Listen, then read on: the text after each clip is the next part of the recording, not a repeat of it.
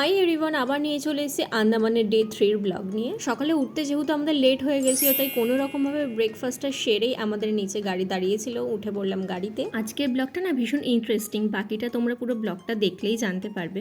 Havelock আইল্যান্ডটা না ভীষণ ছোট, তাই হোটেল থেকে আমাদের কালাপাথর বিচে আসতে বেশি সময় লাগেনি। আর জল কতটা ক্লিন সেটা তো তোমরা এই ভিডিও ক্লিপটাতে দেখে বুঝতেই পারছো। ঠিক এই ভিডিও ক্লিপটা নিতে গিয়েই পাশ থেকে একটা ধূপ করে নারকেল পড়লো, অবশ্য নারকেলটা নিইনি, ওখানেই রেখে দিয়ে চলে এসেছি। ওখান থেকে বেরিয়েই আমরা চলে এসেছিলাম যেখান থেকে আমরা সব অ্যাক্টিভিটির টিকিট বুক করব। সেখানে একটা প্যারাসেলিং আর দুটো সি ওয়াকের টিকিট আমরা কেটেই সব ফর্মালিটিস কমপ্লিট করে নিয়েছিলাম। ওখান থেকেই তারপর নিয়ে যাচ্ছিল আমাদের সবাইকে এলিফ্যান্টা বিচ, যেখান থেকেই সব অ্যাক্টিভিটিসগুলো করানো হয়। ট্রিপে শুধুমাত্র এই এক্সট্রা অ্যাক্টিভিটির টিকিটগুলোই কাটা হয়নি, কারণ আমরা আগের থেকে কনফার্ম ছিল না কোন কোন অ্যাক্টিভিটিগুলো আমরা করব, তাই আমরা অন স্পট টিকিট কেটেছি। ওখান থেকে ডিরেক্ট নিয়ে গেল আমাদের যেখানে প্যারাসেলিং করা হবে সেই বোটে। আচ্ছা, আমি যে সাথে ছিলাম তার জন্য কিন্তু এক্সট্রা চার্জ লেগেছে। সেই বোটটাই আবার আমাদেরকে নিয়ে গেল যেখানে হবে সি ওয়াক। সি ওয়াকের ভিডিও তো তোমরা অলরেডি দেখে নিয়েছো, যারা দেখোনি তাদের জন্য আমি লাস্টে অ্যাড করে দেবো, কারণ ওখানে ক্যামেরা অ্যালাউ ছিল না বলে তাই আর বেশি ফটো ভিডিও নিই। আজকাল লাঞ্চও করেছিলাম, সেটার ভিডিও ক্লিপ নেওয়া হয়নি কারণ ফোন সুইচ অফ হয়ে গেছিল।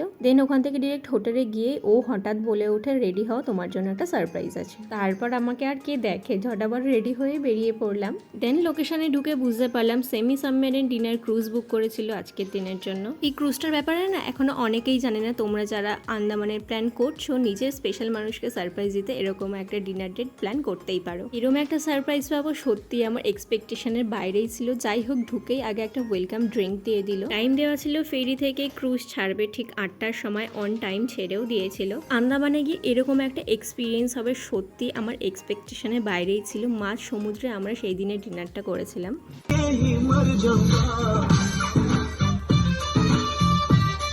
11টা অবধি যেহেতু টাইম ছিল, তার মধ্যেই আমরা ডিনারটাও কমপ্লিট করে নিলাম। এই তো ছিল আন্দামানের তৃতীয় দিনের ব্লগ। কেমন লাগলো জানিও।